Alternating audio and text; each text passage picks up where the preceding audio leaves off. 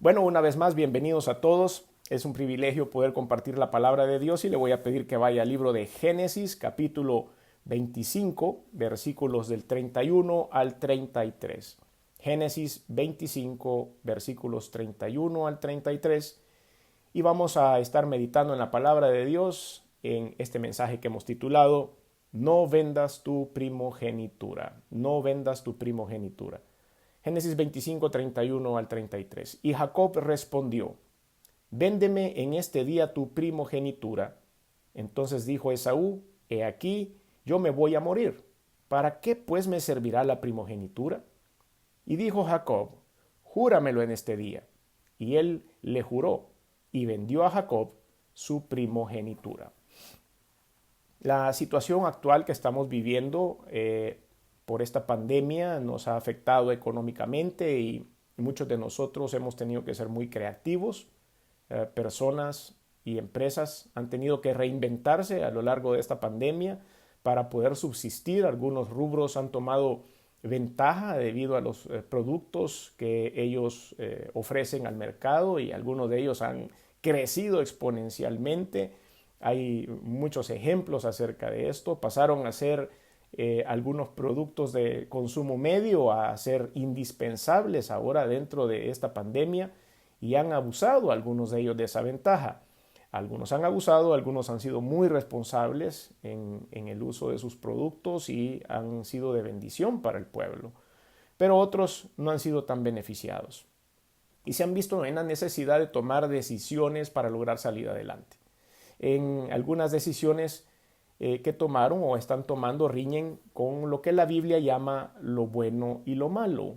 En el momento de desesperación, en los momentos de dificultad, como los estamos viviendo ahora, con tal de salir adelante, con tal de llevar un poco de alimento a la mesa, con tal de llevar la provisión a la casa, puede ser que en algún momento hayamos caído en algo que riña con lo que la Biblia llama bueno. En el tiempo antiguo, la primogenitura era el bien más preciado que podía tener el primer hijo que llegaba a la familia, ya que él iba a ostentar o recibiría la bendición del padre, una doble porción de la herencia y después el control de la familia, iba a ser el patriarca de la familia.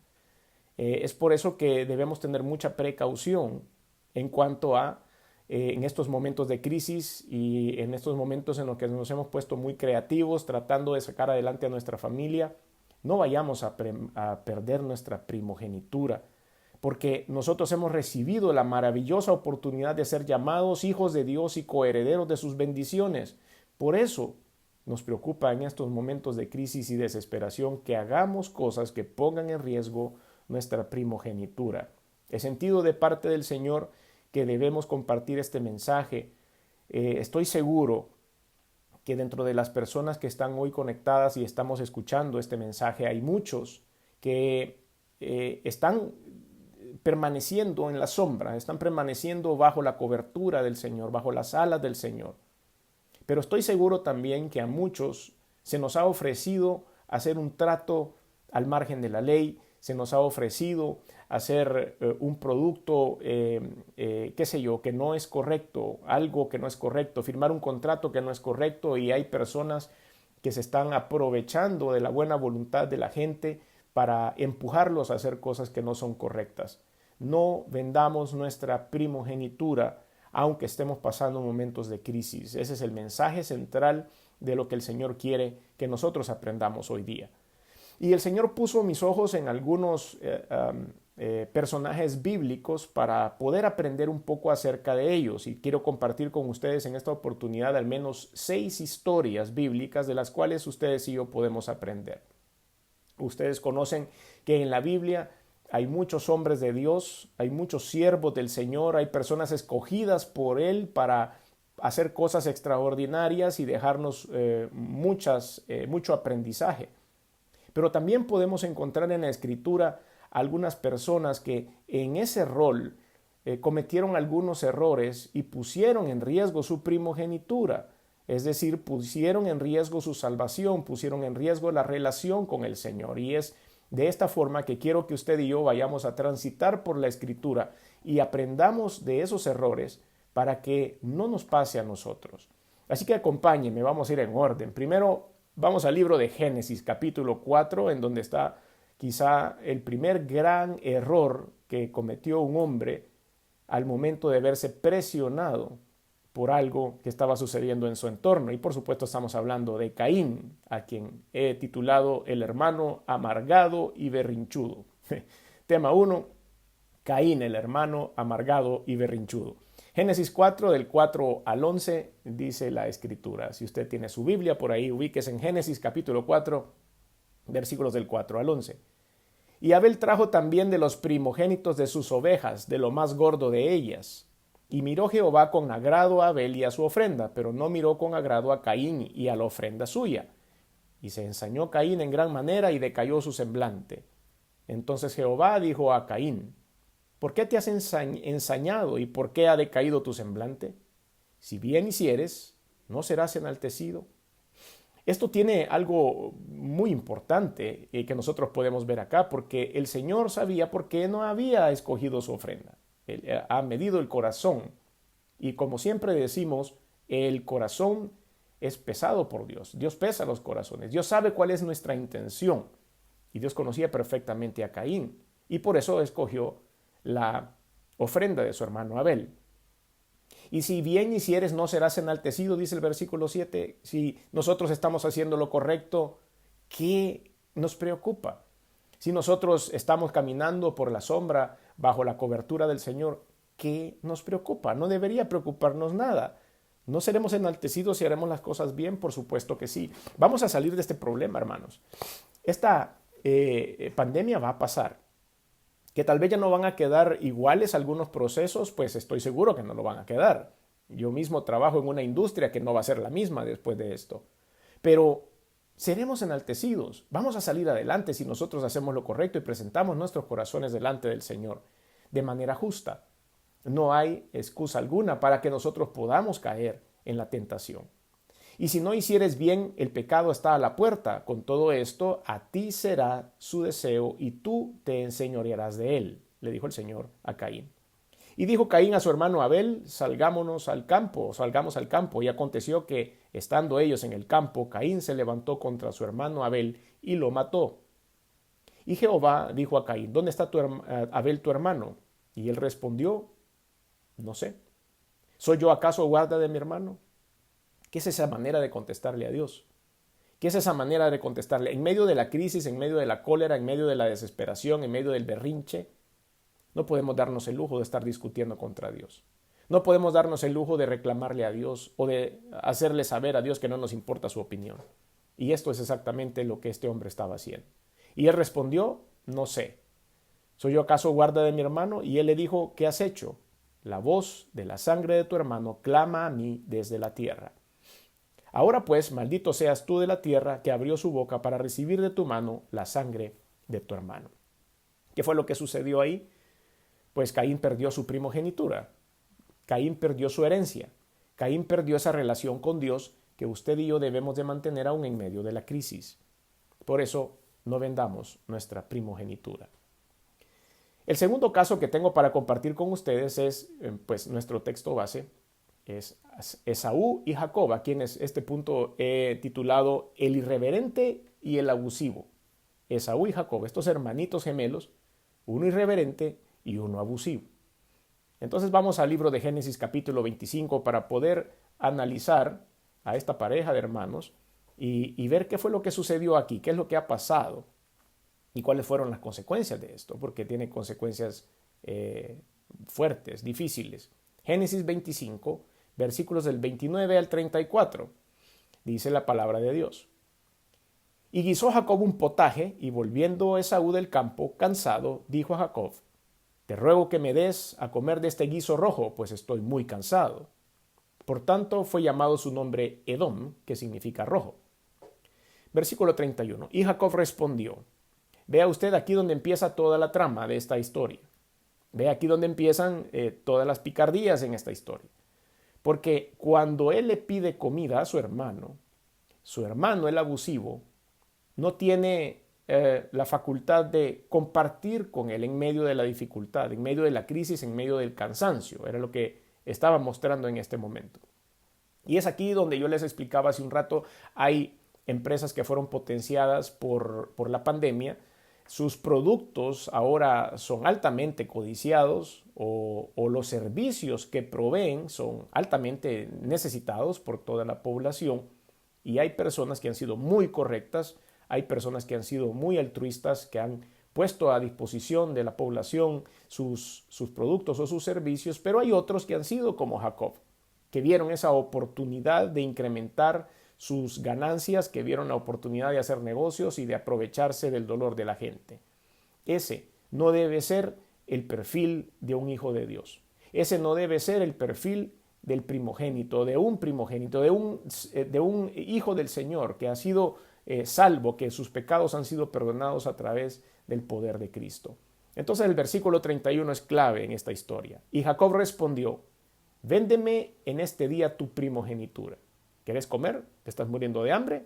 Pues ahora, a ver, tenés que empeñar todo lo que tenés para dármelo a mí y así yo poderte dar un plato de comida.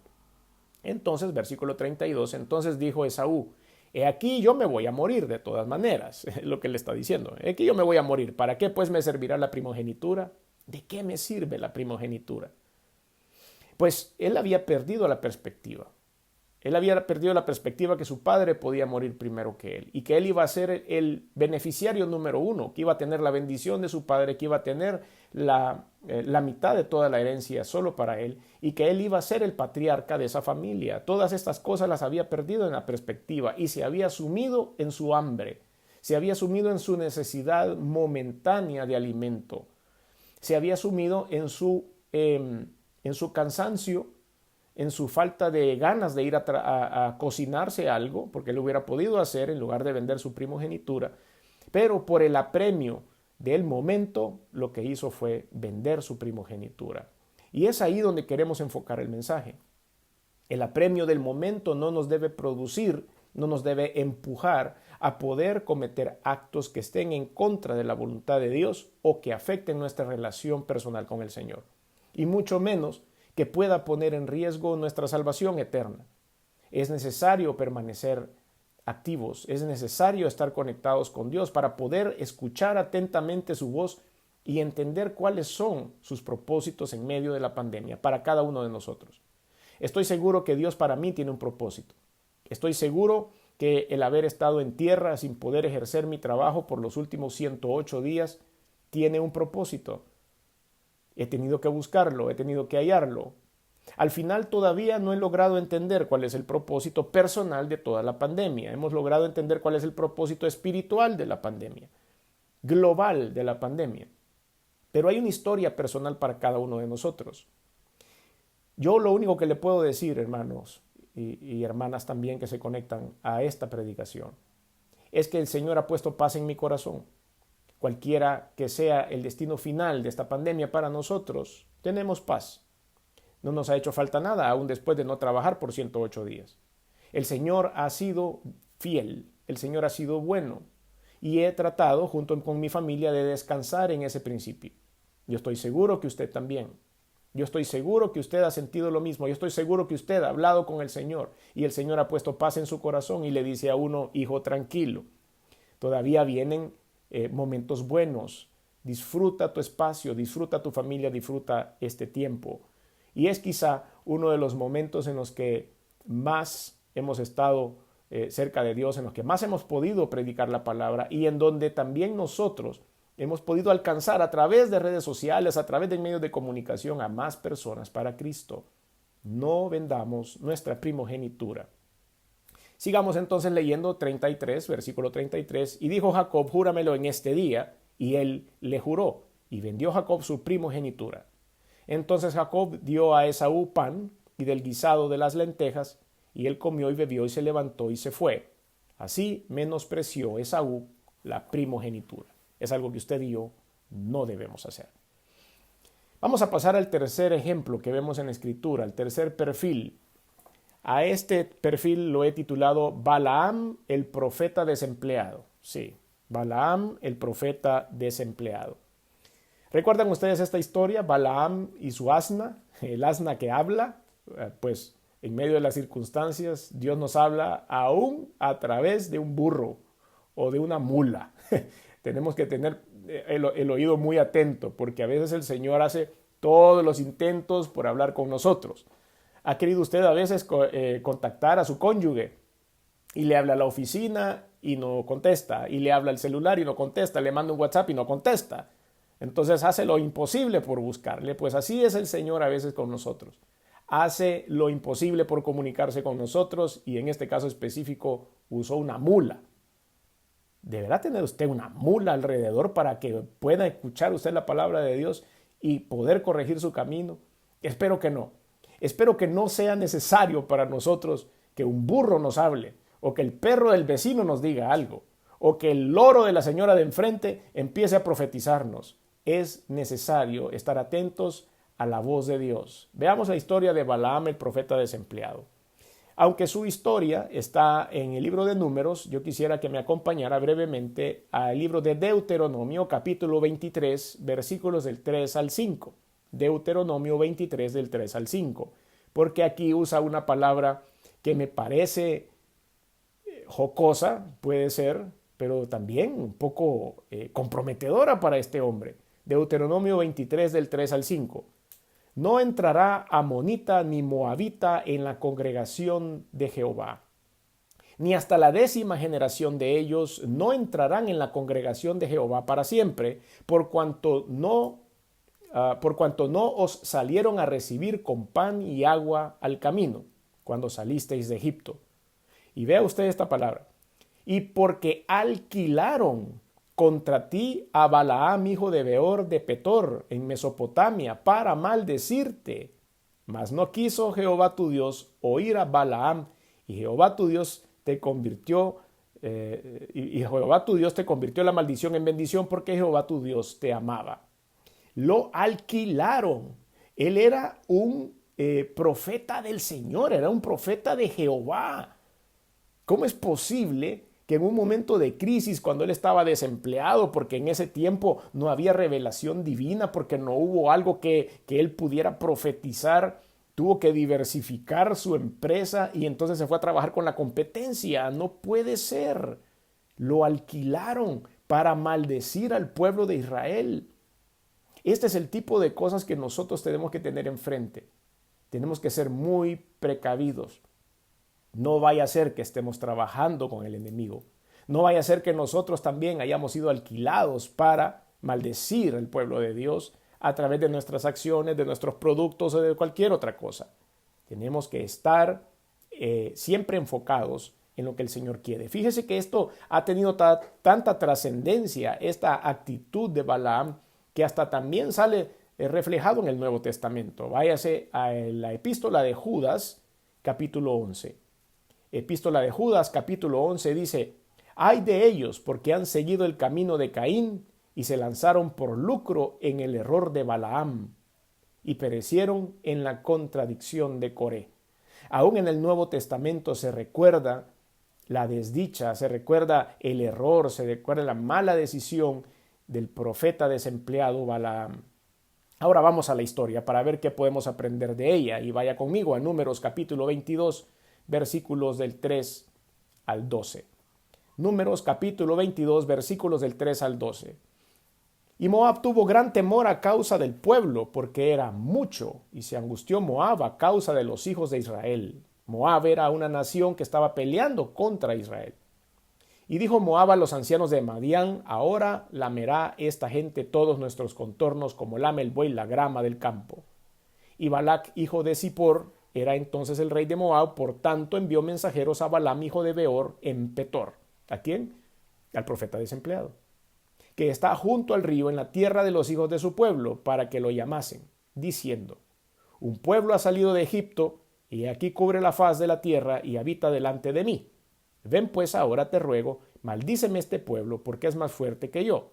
Quizá yo pueda herirlo y echarlo de la tierra, pues yo sé que el que tú bendigas será bendito, y el que tú maldigas será maldito». Versículo 7. «Fueron los ancianos de Moab y los ancianos de Madián con las dádivas de adivinación en su mano». Escuche bien esto, por favor. Mire esto.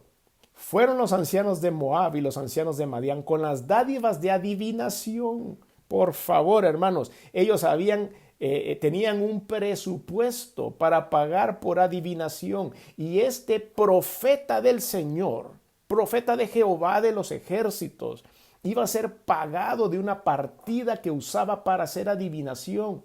Desde ahí todo empieza mal. Desde ahí empieza la corrupción, desde ahí empieza algo que no es correcto, está vendiendo su primogenitura. Pero sigamos leyendo. Y llegaron a Balaam y le dijeron las palabras de Balac. Él les dijo: reposad aquí esta noche y yo os daré respuesta, según Jehová me hablare. Así los príncipes de Moab se quedaron en Balaam. Tuvo valor este hombre siquiera de irle a preguntar. Tuvo valor este hombre siquiera de ir a consultar con Dios si era cierto o no, o si debía hacerlo o no debía hacerlo. Pero ¿en qué estaba pensando? Pero él probablemente ha de haber dicho: bueno, yo estoy sin trabajo, no tengo ningún tipo no estoy percibiendo nada. Yo le voy a preguntar a Dios, tal vez su voluntad es que yo trabaje y que el Señor provea a través de hacer esto que no está bien, de una partida de adivinación. Todo eso no camina bien. No podemos vender nuestra primogenitura haciendo cosas contrarias a las cuestiones del Señor. Es imposible. Versículo 9. Y vino Dios a Balaam y le dijo: ¿qué varones son estos que están contigo? Esa pregunta de parte de Dios. Y Balaam respondió a Dios: Balac, hijo de Zippor, rey de Moab, ha enviado a decirme que aquí este pueblo que ha salido de Egipto cubre la faz de la tierra. Ven pues ahora y maldícemelo. Quizá podré pelear contra él y echarlo. ¿Y cuál fue la respuesta del Señor? Una sola respuesta, no necesitamos mucho de parte de Dios. Entonces dijo Dios a Balaam: no vayas con ellos ni maldigas al pueblo, porque bendito es. No te metas con mi pueblo. No te metas a hacer cosas al revés, porque me voy a alejar de ti. Eso es lo que le estaba diciendo él. Mucho más adelante él vuelve a llegar y le vuelve a preguntar. Y Dios dice: bueno, al final haz lo que tú querrás. Yo ya te dije que no lo debes hacer. Esa fue mi primera respuesta. Haz lo que tú querrás. Y efectivamente, en la segunda pregunta, cuando el Señor le dice a él: haz lo que tú querrás, está bien, anda si querés, andate con ellos. Te estoy diciendo que no es correcto y que el pueblo por el cual te están pagando para que maldigas es un pueblo bendito, no lo vas a lograr. Por lo tanto, también tú estás haciendo un fraude, porque te están pagando por algo que yo te estoy diciendo que no va a suceder. Entonces estás quedando mal conmigo y vas a quedar mal con ese rey, porque no vas a poder maldecir algo que yo bendigo, dice el Señor. Es complicada esta historia. Ahora saltemos al versículo 21, porque aquí ya este hombre va de camino a su nuevo trabajo, a maldecir al pueblo de Israel, porque es un profeta de alquiler. La humillación de caminar en contra de la voluntad de Dios, así he llamado yo esta escena. Números 22, versículos 21 en adelante. Así Balaam se levantó por la mañana, enalbardó su asna y fue con los príncipes de Moab. Y la ira de Dios se encendió porque él iba. Y el ángel de Jehová se puso en el camino por adversario suyo. No se nos vaya a poner el ángel de Jehová en medio del camino de nuestros planes y nuestra creatividad en medio de la crisis. No estamos aquí para vender nuestra primogenitura. Se puso el ángel de Jehová, dice, en camino como adversario suyo. Iba pues él montado sobre su asna y con él 2 criados suyos. Y el asna vio al ángel de Jehová. El asna vio al ángel de Jehová. Apunte, primera vez. El asna vio al ángel de Jehová que estaba en el camino con su espada desnuda en su mano. Y se apartó el asna del camino e iba por el campo. Se salió del camino y se metió a donde no había una vereda. Entonces azotó Balaam al asna para hacerla volver al camino. Pero el ángel de Jehová se puso en una senda de viñas que tenía pared a un lado y pared al otro. Y viendo el asna de Jehová, ya van 2, se pegó a la pared y apretó contra la pared el pie de Balaam, y él volvió a azotarla. Y el ángel de Jehová pasó más allá y se puso en una angostura, donde no había camino para apartarse ni a derecha ni a izquierda. Y viendo el asna del ángel de Jehová 3 veces, esta es la tercera, se echó debajo de Balaam, y Balaam se enojó y azotó el asna con un palo. Versículo 28. Entonces Jehová abrió la boca del asna, la cual dijo a Balaam: ¿qué te he hecho que me has azotado estas 3 veces?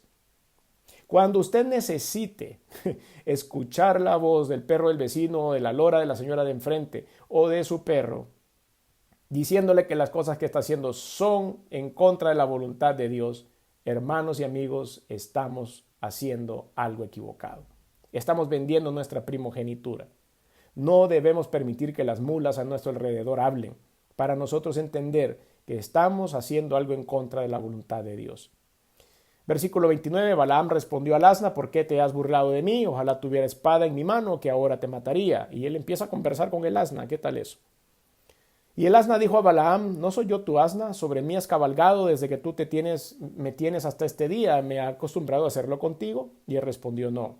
Entonces Jehová abrió los ojos de Balaam, finalmente, y vio al ángel de Jehová que estaba en el camino y tenía su espada desnuda en su mano. Y Balaam hizo reverencia y se inclinó sobre su rostro. Hasta en ese momento le amaneció a este hombre. Hasta ese momento se dio cuenta que las decisiones que había tomado eran equivocadas. ¿Y qué fue lo que sucede más adelante? Usted puede leer la historia en casa. Se va a dar cuenta que él no pudo maldecir al pueblo de Israel, por supuesto. Tuvo que bendecir al pueblo de Israel, quedando mal con su nuevo jefe, con ese rey moabita que lo había contratado. No vendamos nuestra primogenitura en medio de la crisis. La historia número 4 que quiero compartir con ustedes ahora es Acán el codicioso. Así le he llamado a esta parte. Acán el codicioso. Así que váyase conmigo a la escritura, al libro de Josué, Josué capítulo 6. Acán era un miembro del pueblo de Israel, era un israelita. Parte de este pueblo habían sido orientados por el Señor, guiados por el Espíritu Santo, bajo el liderazgo de Josué, para poder invadir Jericó. ¿Recuerdan ustedes esa historia sobrenatural en la cual el pueblo de Israel da vueltas de enfrente de la muralla de Jericó por 7 días y el último día da 7 vueltas hasta que los muros cayeron sin necesidad de fuerza y los israelitas pudieron entrar a Jericó y conquistar esa tierra en su paso hacia la tierra prometida? Era parte, tenían que pasar por ahí y tenían que conquistar todas las ciudades para tener el camino abierto para llegar a la tierra prometida. Y este era un escollo más en su llegada a la tierra prometida. Entonces, Josué recibe indicaciones de Dios de tener que invadir esta ciudad, pero tenían algunas limitaciones, las cuales leo a continuación. Josué capítulo 6, versículos del 17 al 18. La orden y advertencia de Dios al pueblo de Israel. Y será la ciudad anatema a Jehová. Anatema quiere decir pecado, maldición. Eso es lo que quiere decir. Y ustedes y yo no podemos meter en nuestras empresas o en nuestros hogares el anatema, la maldición, de hacer tratos en contra de la voluntad de Dios. Y será la ciudad anatema a Jehová, con todas las cosas que están en ella. Solamente Rahab, la ramera, vivirá, con todos los que están en casa de ella, por cuanto escondió a los mensajeros que enviamos. Pero vosotros guardaos del anatema, ni toquéis ni toméis cosa alguna del anatema, no sea que hagáis anatema al campamento de Israel y lo turbéis. No podemos turbar nuestra casa, no podemos turbar nosotros a nuestra familia, a nuestra herencia, a nuestro primogénito, a nuestros hijos en general. No podemos nosotros meter algo de anatema en nuestra casa que vaya a afectar internamente la parte espiritual de nuestra familia. No podemos abrir puertas para meter el pecado únicamente porque estamos en momentos de dificultad. No podemos hacer tratos que sean chuecos. ¿Por qué? Porque estamos en momentos de dificultad. Y entonces aquí vemos a Acán el codicioso abriendo los ojos cuando vio la riqueza de un lugar que le habían dicho que era prohibido. No podían tomar nada de esa ciudad porque todo estaba ofrecido a ídolos, porque todo había sido ofrecido a dioses extraños. Y al meter eso a su casa, metía maldición espiritual a su casa, y no solo a su casa, sino el Señor lo estaba diciendo aquí a todo el campamento de Israel. Acán puso en riesgo la vida de todo el pueblo.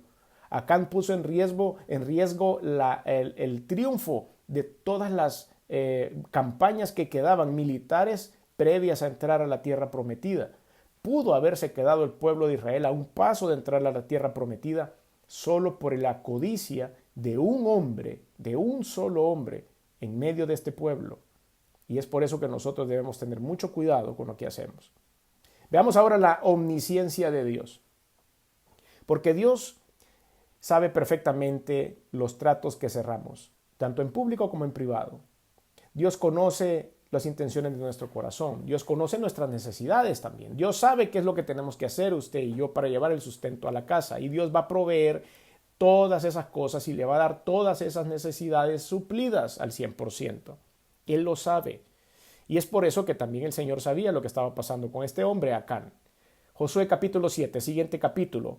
Josué 7 del 10 al 12, dice la Biblia. Y Jehová dijo a Josué, levántate. ¿Por qué te postras así sobre tu rostro? Josué estaba triste porque habían ido a una campaña militar pequeña, había mandado unos cuantos soldados nada más porque era una ciudad pequeña la que tenía que conquistar. Y había sido una gran mortandad, habían salido muy fuertes ese pequeño ejército y habían derrotado a los israelitas. Y entonces dijo Josué, aquí hay algo que está raro. Entonces fue a la presencia del Señor triste y se postró a su rostro. Versículo 11. Israel ha pecado y aún han quebrantado mi pacto que yo les mandé. Esa es la palabra de Dios. Y también he tomado del anatema. Han tomado del anatema y han hurtado, han mentido y aún lo han guardado entre sus enseres. No hay nada que vaya a ser oculto ante los ojos de Dios. No hay nada que podamos esconder delante de la presencia de Dios. Versículo 12. Por esto los hijos de Israel no podrán hacer frente a sus enemigos, sino que delante de sus enemigos volverán la espalda, por cuanto han venido a ser anatema. Ni estaré más con vosotros si no destruyeres el anatema que hay en medio de vosotros. El Señor lo sabía perfectamente. Ahora vamos a ver la condena del Señor. Versículo 19 al 25. Entonces Josué dijo a Acán, hijo mío, da gloria a Jehová el Dios de Israel, y dale alabanza y declárame ahora lo que has hecho, no me lo encubras. Si usted leyera la historia completa, se daría cuenta que en medio de todo el pueblo, Josué fue directo a donde Acán. No titubeó, no entrevistó a 100 personas para saber quiénes eran los que habían llevado el anatema al pueblo, sino que fue directo, porque la omnisciencia del Señor se lo había dicho, porque Dios lo sabía, Dios conocía a dónde había estado el truco, y se lo hizo saber a Josué a través de todas esa relación íntima que tenía Josué con el Señor. Versículo 20. Y Acán respondió a Josué diciendo, verdaderamente yo he pecado contra Jehová, el Dios de Israel, y así he hecho.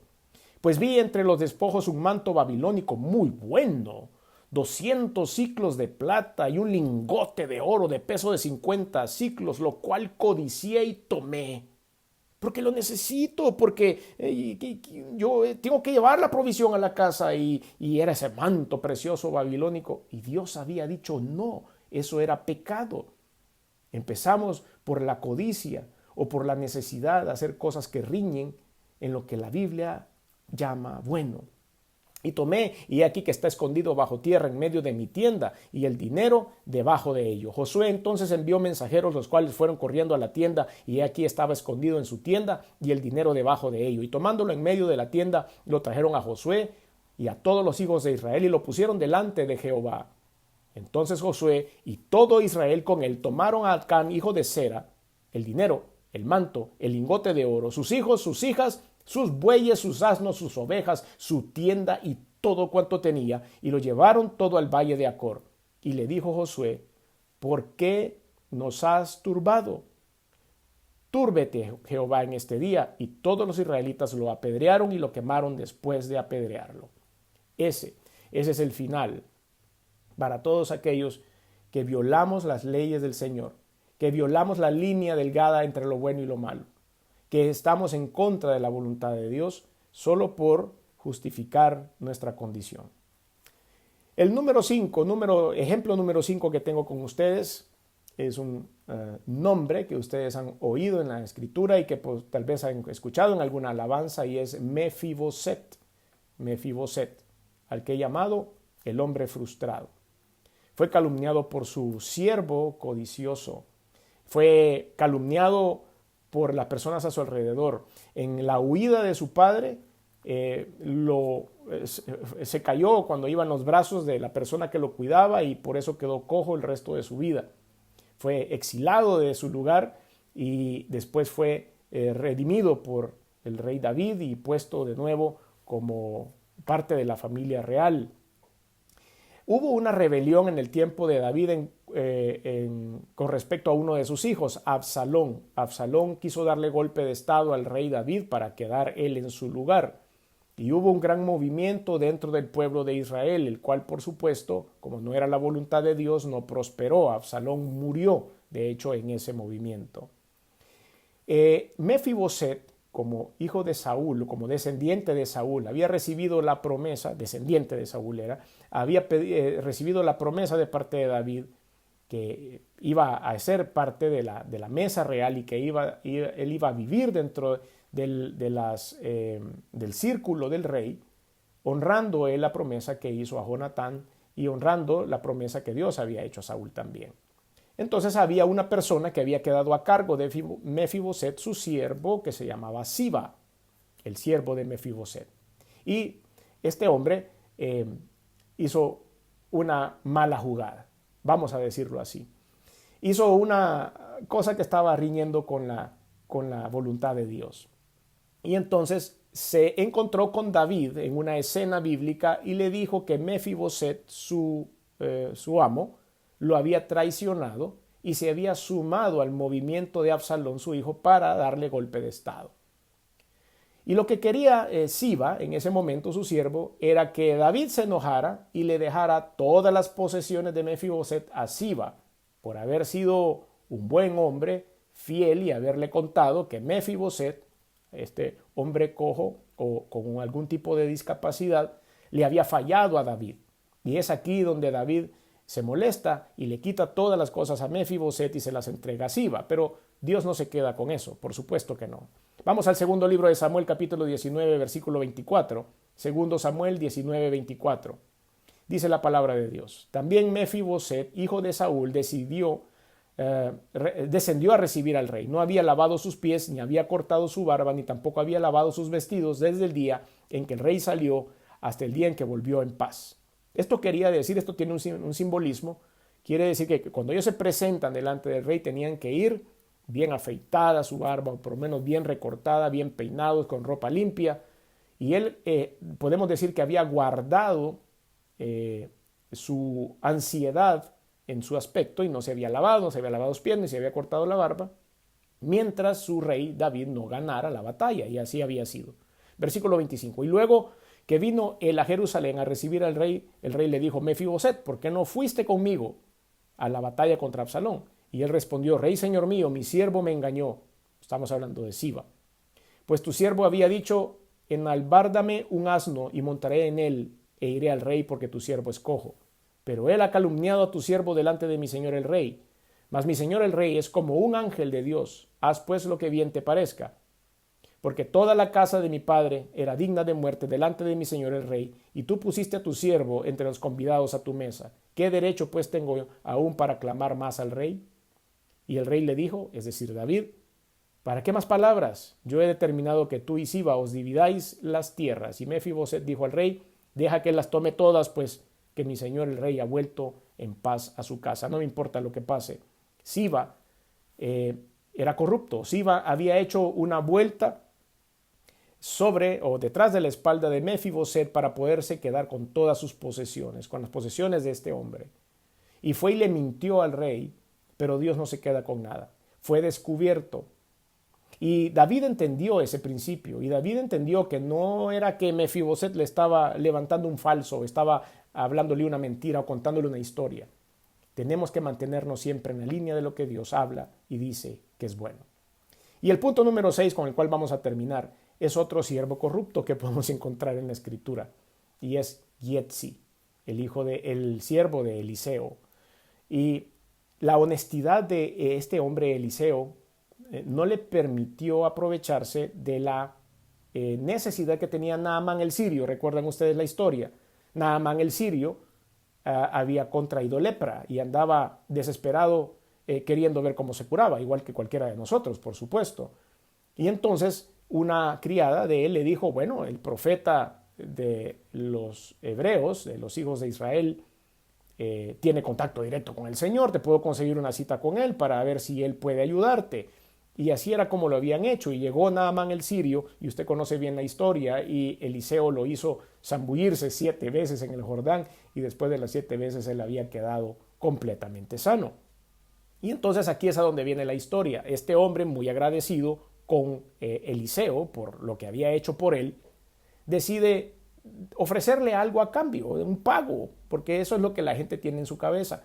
Y en segundo del libro de Reyes, capítulo 5, vaya por favor ahí, segundo libro de Reyes 5, del 15 al 16, dice la escritura: y volvió el varón de Dios a él, y toda su compañía, y se puso delante de él, y dijo: he aquí ahora conozco que no hay Dios en toda la tierra, sino en Israel.